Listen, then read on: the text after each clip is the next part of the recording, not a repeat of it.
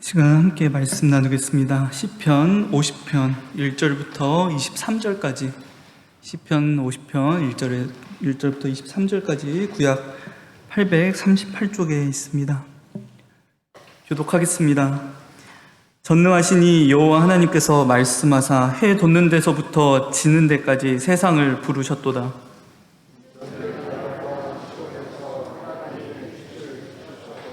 우리 하나님이 오사 잠잠하지 아니하시니 그 앞에는 삼키는 불이 있고 그 사방에는 광풍이 불리로다.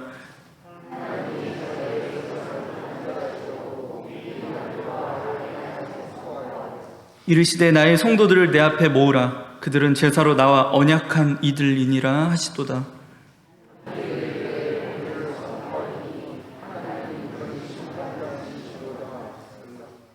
내 백성아 들을지어다. 내가 말하리라. 이스라엘아 내가 내게 증언하리라. 나는 하나님 곧 내 하나님이로다.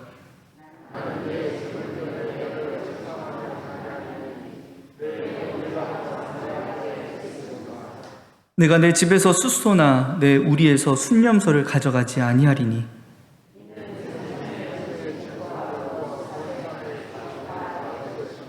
산의 모든 새들도 내가 아는 것이며 들의 짐승도 내 것이미로다.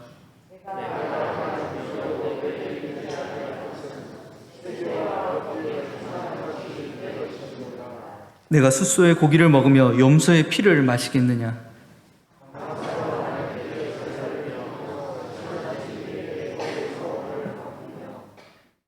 환난 날에 나를 부르라. 내가 너를 건지리니 내가 나를 영화롭게 하리로다.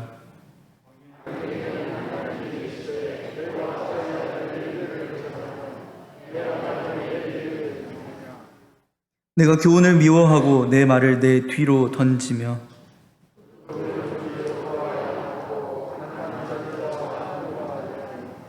내 입을 악에게 내어주고 내 혀로 거짓을 꾸미며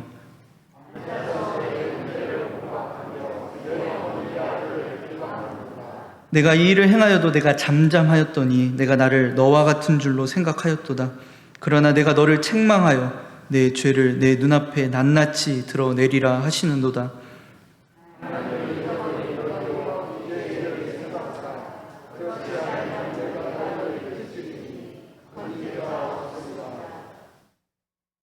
감사로 제사를 드리는 자가 나를 영화롭게 하나니 그의 행위를 옳게 하는 자에게 내가 하나님의 구원을 보이리라.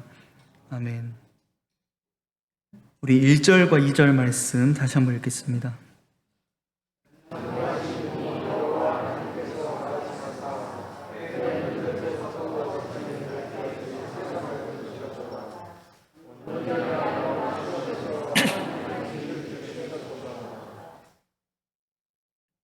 우리 4절부터 6절까지 다시 한번 읽겠습니다.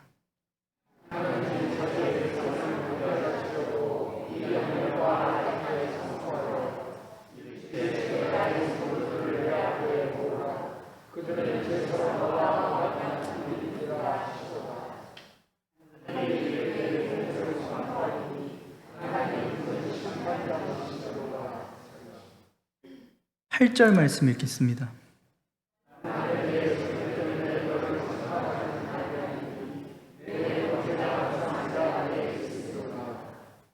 12절, 13절 말씀 읽겠습니다.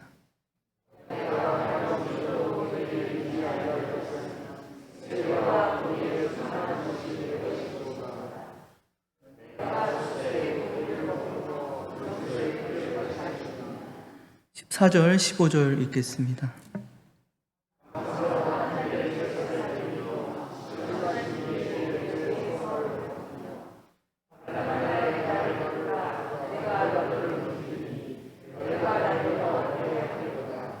(16절) 읽겠습니다.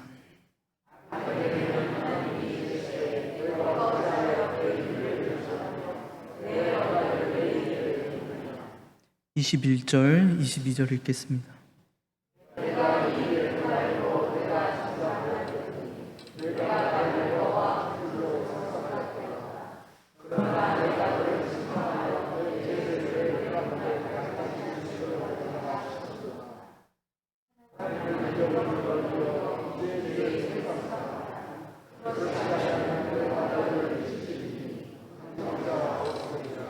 23절 읽겠습니다.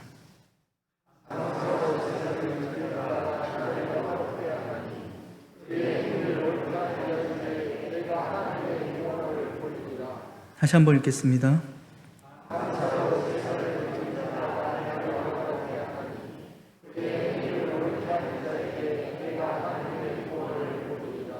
감사로 제사를 드리는 자가 나를 영화롭게 하나니 그의 행위를 옳게 하는 자에게 내가 하나님의 구원을 보이리라.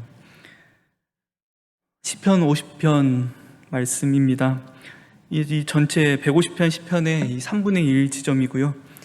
우리가 그동안 보지 못했던 새로운 제목이 달린 시편이기도 합니다. 오늘 이 시편의 제목, 50편의 제목이 무엇이죠? 아삽의 시입니다. 여러분들, 아삽은 어떤 인물일까요?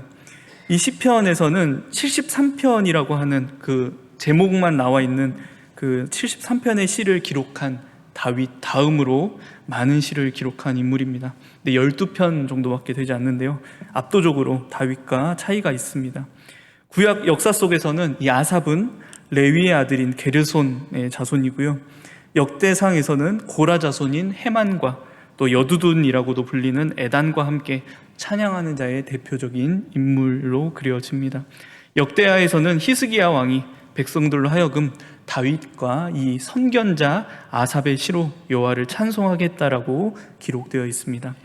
여러분들, 우리 교회에서 찬양하면 혹시 떠오르시는 분이 있으실까요? 라고 여러분들에게 물어본다면 아마 여러분들은 임경재 전도사님을 이야기할 것 같습니다. 또는 에스크팀을 떠올리는 분들도 계시겠죠.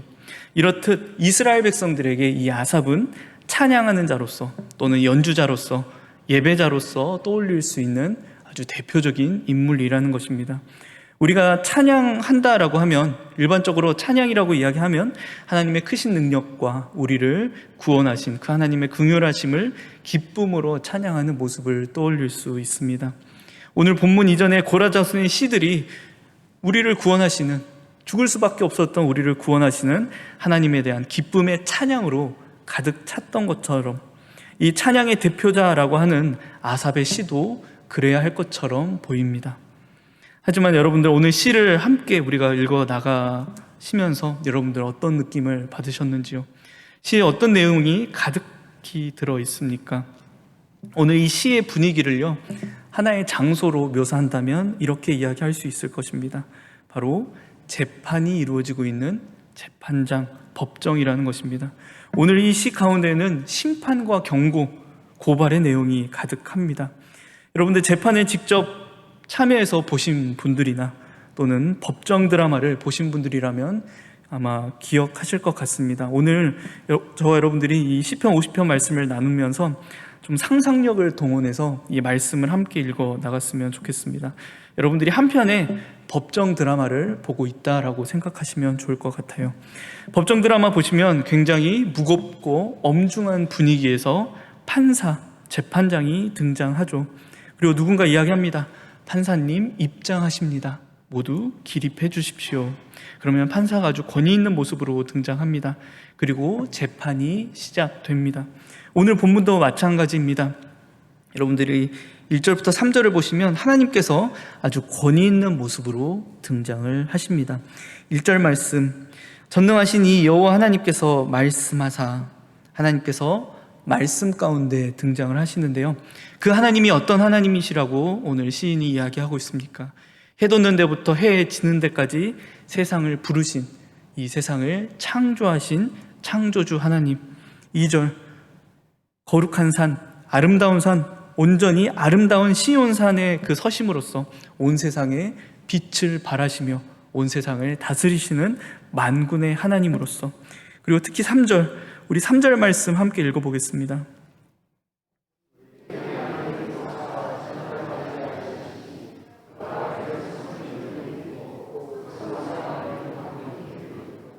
여러분들, 이 말씀을 가장 잘 그리고 있는 그 성경의 한 내용이 혹시 여러분들 생각나실지요? 욥기, 폭풍 속에서 욥 앞에 나타나셨던 하나님, 그 하나님께서 오늘 이 권능과 위엄의 모습으로 재판장에 들어서셨습니다. 그리고 말씀하시는 거죠. 나의 성도들을 내 앞에 모으라. 그들은 제사로 나와 언약한 이들이니라. 이제 재판이 시작됩니다. 그런데 그 재판을 받고 있는 피고인이 누구인지 여러분들, 하나님을 믿지 않고 대적하는 다른 민족들입니까? 아니죠. 오늘 말씀에 나왔던 것처럼 나의 성도들, 하나님께서 구원하신 하나님의 자기 백성, 예배와 언약으로 묶여있는 언약 공동체, 예배 공동체가 오늘 이 재판을 받고 있는 피고인입니다. 우리 6절과 7절 말씀 다시 한번 읽어보겠습니다.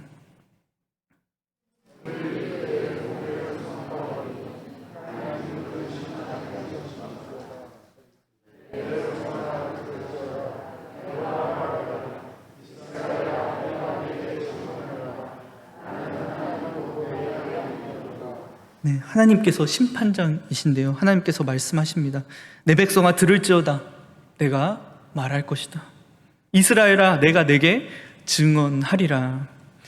여러분들, 오늘 이 재판은요, 하나님께서 그 하나님 백성들의 억울함을 풀어주는 재판이 아닙니다.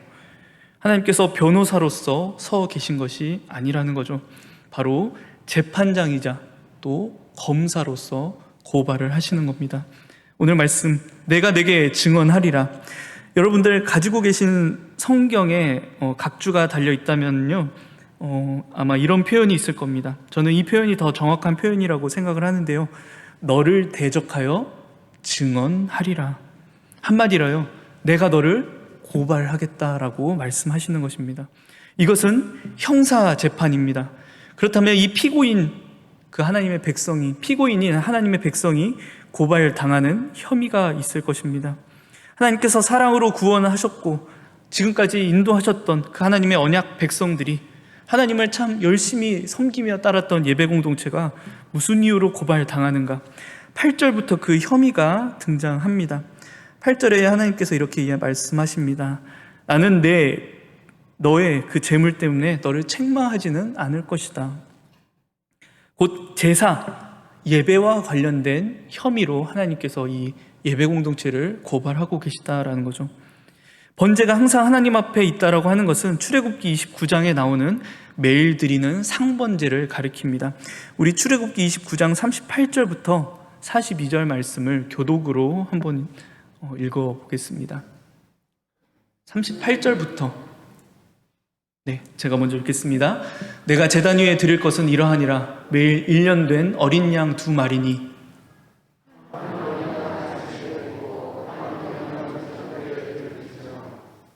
한 어린 양의 고운 밀가루 10분의 1 에바와 찌은 기름 4분의 1 한 1 흰을 더하고 또 전제로 포도주 4분의 1 흰을 더할지며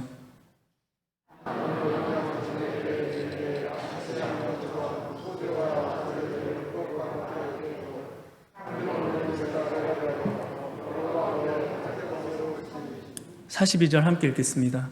이는 너희가 대대로 여호와 회막문에서 늘 드릴 번제라. 내가 거기서 너희와 만나고 내게 말하리라. 근데 이 상번제의 제물에는 하나님께서 책망할 것이 없다라고 말씀을 하십니다. 그들이 드린 제물에 뭔가 하자가 있었다라는 것은 아니겠죠. 그렇지만 그들의 제사가 온전했다라는 이야기도 아닙니다. 겉보기에는 아무런 문제가 없었던 제사였고 예배였습니다. 하지만 하나님은 그 제물을 받지 않으시겠다라고 말씀하십니다. 너희가 아무리 훌륭한 제물, 아무리 깨끗하고 온전한 제물을 가지고 와도 그것으로 형식을 갖춰도 나는 만족하지 않겠다라고 하나님은 말씀하십니다. 9절 말씀이죠. 내가 내 집에서 숫소나 내 우리에서 순념소를 가져가지 아니하리니. 왜요? 모든 것이 하나님의 것이기에. 내가 가령, 내가 설마, 내가 심지어 굶주려도 고기와 피로 만족하겠는가? 세상이 모두 나의 것인데. 나는 그런 것들로 영광받는 하나님이 아니라고 하나님은 말씀하십니다. 그렇다면 무엇으로 영광받는 하나님이십니까? 우리 14절, 15절 말씀 함께 읽겠습니다.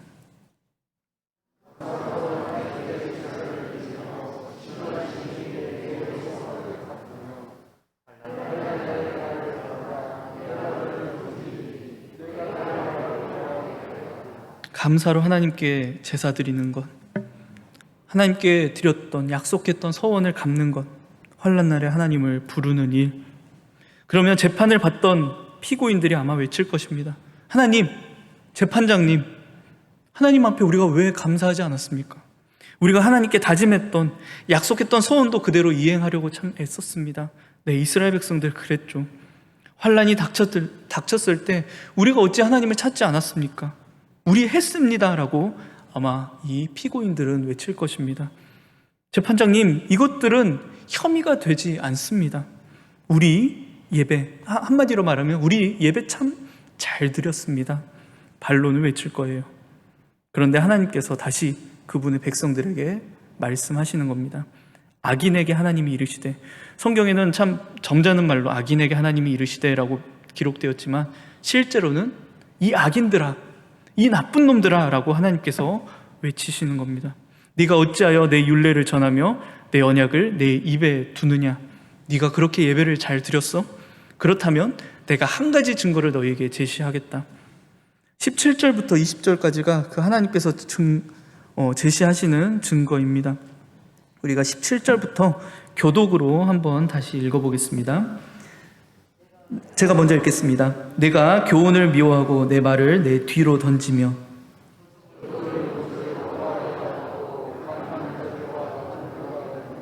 내 입을 악에게 내어주고 내 혀로 거짓을 꾸미며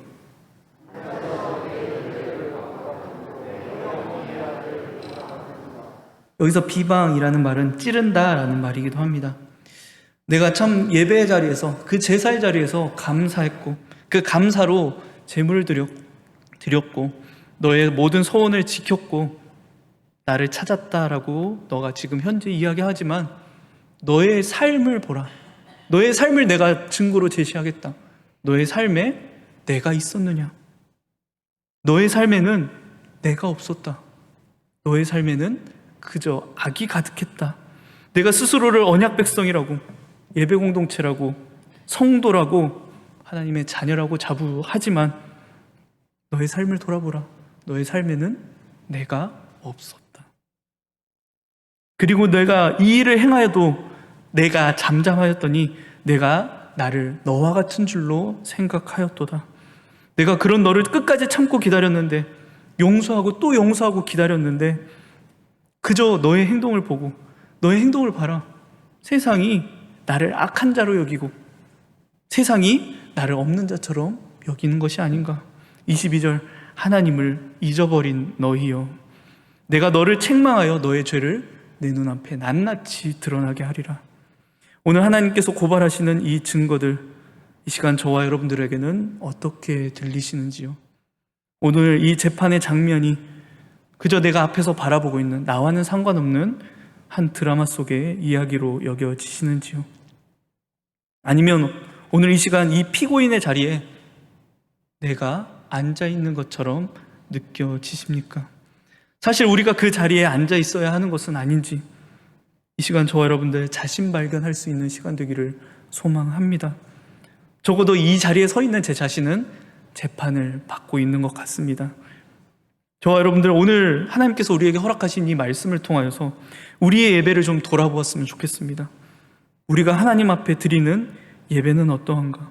아니, 우리는 예배를 무엇이라고 생각하고 있는가? 우리는 예배라고 하면 이렇게 이야기합니다. 이렇게 이해하죠. 먼저 주일에 드리는 일부, 대예배라고 부르는 우리가 일부 예배, 또 2부 예배가 있고요. 이것이 우리가 가장 중요하게 생각하는 예배이고요. 또 오늘 우리가 함께 이 자리에서 함께 드리고 있는 수요일 예배가 있습니다.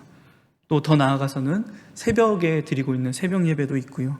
금요일 낮과 저녁의 기도에도 우리가 예배로서 드리고 있습니다. 또 각 부서의 예배도 있고요. 이 예배들이 우리가 일반적으로 생각하고 있는 예배의 범위입니다. 그 자리에서는 우리는 정말 뜨겁고 간절하게 찬양하고 기도하고 허락되는 말씀을 영접합니다. 주신 은혜에 감격하며 감사로 예물도 드리죠. 맡은 직분과 사역을 위해 뜨겁게 봉사하고 사랑으로 모든 일을 섬기게 됩니다. 그런데 어떻습니까? 모든 것이 마치고 교회 문을 나서면서 하나님께서 주신 말씀과 내가 말씀을 따라 다짐했던 그 마음들, 받은 직분과 사역들은 그 교회 문 뒤에 놓고 나가는 것은 아닌지, 그 교회 문 밖으로 나가는 순간 하나님과 전혀 상관이 없는 사람이 되는 것은 아니었는지, 하나님께서 정말 그 세상으로 보내시면서 그 모든 삶의 자리에서 내 삶의 모습이 정말 하나님을 증거하고 그 삶의 모습이 예수 그리스도를 증거하고 있는지, 오늘 저와 여러분들 이 말씀, 오늘 이 하나님께서 절규로 고발하시는 이 말씀을 우리 스스로에게 비춰보았으면 좋겠습니다. 제가 그렇지 못했기에 이 자리에 사실 부끄럽게 정말 자격이 없이 말씀을 전합니다. 여러분들에게 말씀을 전달하지만 그 말씀이 부메랑과 같이 제 자신에게 돌아오고 있음을 이 자리에서 너무 느끼고 있습니다. 그래서 이 자리에 서 있는 자체가 참 힘들고 지금까지 드렸던 많은 말씀 중에서 가장 힘든 말씀인 것 같습니다. 하지만 용서하시는 하나님을 힘입어서, 구원하시는 하나님을 힘입어 말씀을 전달해 드립니다. 오늘 우리가 드리는 이 예배, 아니 모든 우리의 예배가 온전히 삶으로 연결되는 예배 되기를 진심으로 소망합니다. 그저 성대로 12길 70일 이 자리에서만 드리는 것이 예배가 아니라요, 정말 성도라는 그 이름, 그리스도인이라는 그 이름이 이곳에서만 불려지는 것이 아니라 우리의 모든 삶의 자리에서 불려지고 증명되기를 정말 소망합니다. 여러분들, 오늘 이 아삽의 시가요, 사실 앞에 나오는 어떤 시가 나오죠? 앞에 이 아삽의 시 이전에 우리가 함께 나눴던 시들, 고라 자손의 시들이 나옵니다. 그리고 이 아삽의 시 이후에는 다윗의 시가 이제 마지막까지 나오게 되는데, 마지막 시는 그 72절은 솔로몬의 시가 등장합니다. 여러분들, 고라 자손만큼 하나님의 구원하심과 하나님의 인도하심을 경험했던, 그 은혜를 경험했던 자가 누구죠? 다윗입니다. 예배자로서 정말 우리가 본받을 만한, 우리에게 참 대표되는 인물이 다윗이기도 합니다. 하나의 예로서 하나님의 그 언약궤를 가져오기 위해 왕으로서 가지고 있던 모든 권위를 내려놓고 정신없이 춤추던, 하나님을 정말 하나님만 바라보며 예배하던 다윗이었습니다. 그런데 그가 정말 왕이 되어 온 나라에 평안이 찾아왔을 때 무슨 일이 일어납니까? 아니, 이 다윗이 무슨 일을 저지릅니까? 참 충성된 신하 우리아의 아내 밧세바를 취하였고, 밧세바가 임신하게 되자 이것을 숨기기 위해 온갖 계략을 꾸며 우리아를 죽게 만들었다라는 것입니다. 하나님께서 나단 선지자를 보내셨음에도 그는 즉각적으로 회개하지 않았습니다. 다윗, 사실 오늘 이 17절부터 20절까지 나오는 이 모습이요, 사실 잘 비춰보면 다윗의 모습이기도 합니다. 오늘 말씀에 나오는 것처럼 다윗은 도둑이었고 간음자였고 악으로 거짓을 꾸며 그의 형제를, 우리아를 정말 찌르게 되는 그런 자였다라는 것입니다. 그래서 하나님께서 나단 선지자를 통하여 말씀하십니다. 그 사람이 바로 너다. 여러분들, 오늘 시편 50편 뒤에 나오는 51편의 제목이 무엇입니까? 성경 가지신 분들 한번 읽어봐 주시기 바랍니다.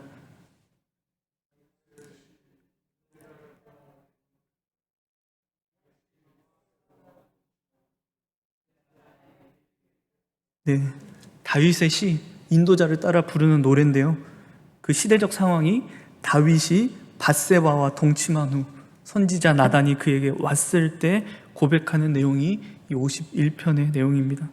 여러분들, 이 시편 51편 다윗의 시를 시작으로요, 시편 제2권 마지막 솔로몬 시가 등장하기 이전까지 다윗의 시가 이제 계속해서 나오게 되는데요, 모든 시들의, 거의 모든 시들의 탄식이 사무치도록 등장하게 됩니다.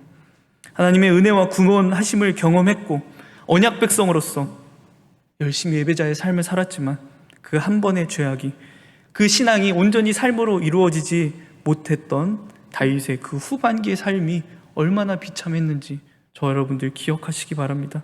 그 하나님의 말씀, 하나님의 신앙을 삶으로 연결하지 못하는 언약 백성들, 예배자의 삶이 얼마나 탄식으로 가득한가를 보여주는 말씀이 시편 제2권의 이후, 이 아삽의 시 이후에 나오는 내용입니다. 그런데 여러분들, 하나님께서 우리가 죽기를 원하시는 분일까요? 하나님께서 우리가 그 고소로 인해 감옥에 갇히기를 바라시는 분일까요? 아니면 살기를 바라시는 분일까요?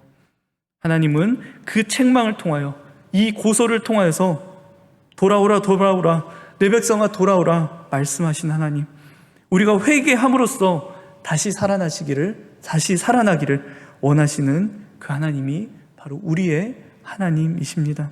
그래서 오늘 하나님께서 이 모든 22절까지 정말 많은 고발 속에서 우리에게 마지막 살 길을 저와 여러분들에게 주시는 겁니다. 그분이 진행하신 이 고소를 취해할 수 있는 방법을 알려주십니다. 우리 23절 말씀을 다시 한번 읽겠습니다.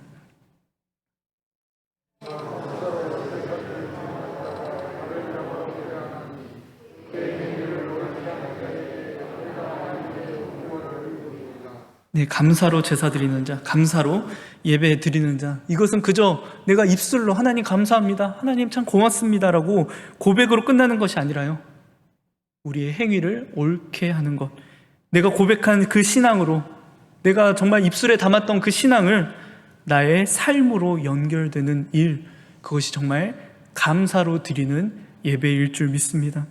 이 시간 하나님의 말씀이 이 시간 저와 여러분들에게 비춰질 때 우리 아파했으면 좋겠습니다. 하지만 용서하시는 하나님을 믿고, 구원하시는 하나님을 믿고, 주님의 은혜를 믿고 회개하시기 바랍니다. 지난 화요일 새벽에 나눴던 것처럼 회개는 나의 썩은 부위, 나의 환부를 드러내는 참 힘들고 큰 수술과 같은 아픈 일입니다. 하지만 하나님께서 결국 살리시는 일로, 하나님께서 우리를 다시 회복하시고 위로하실 줄 믿습니다. 누구보다 우리의 회개를, 우리가 다시 살아나는 모습을 기뻐하시는 분이 우리 아버지 하나님이실 줄 믿습니다. 이제는 정말 우리가 예배자로 사는, 정말 여기에서 드리는 예배가 끝이 아니라요, 우리의 모든 삶이 예배로 드려지는 예배자로 살아가는 저와 여러분들의 이 한 주 되기를 정말 소망합니다. 이 수요일 예배의 끝이 아니라 여러분들 꼭 기억하십시오. 이번 나무 한 주 내가 삶으로 드리는 예배의 시작이구나. 예배자로 살아가는 우리의 모습을 보고 모든 이로 하여금 복음을 전파받게 되고 믿는 자의 본, 예배자의 본이 온전히 정말 세워지는 우리의 삶 되기를 주님의 이름으로 축원드립니다. 우리 함께 기도했으면 좋겠습니다. 내가 고백했던, 나의 지금까지 많은 시간을 들여 고백했던 그 신앙의 고백들이 삶으로 이어지지 못했음, 정말 예배자로 온전히 살아가지 못한 나의 모습을 주님 앞에 이 시간 고백하시기 바랍니다. 하나님 없이 내 삶이 정말 하나님 계시지 않는 것처럼 살아갔던 그 모습, 하나님 이제 정말 용서해 주시기를 정말 소망하며, 이제 정말 믿음과 삶이 일치하는 나의 모든 삶이 하나님 앞에 예배로 드려질 수 있게 해달라고 이 시간 우리 믿음으로 주님 앞에 기도하시기 바랍니다. 우리 입술로 잠시 기도하겠습니다. 주님 감사드립니다. 말씀을 통하여서 우리의 자신을 다시금 발견하게 하시고, 예배자로 살아가지 못했음을, 내가 고백했던 십자가 죽고 부활의 신앙을 온전히 내 삶에 드러내지 못했음을 주님 이 시간 눈물로써 고백드립니다. 주님 용서하여 주시옵소서. 긍휼히 여겨 주시옵소서. 불쌍히 여겨 주시옵소서.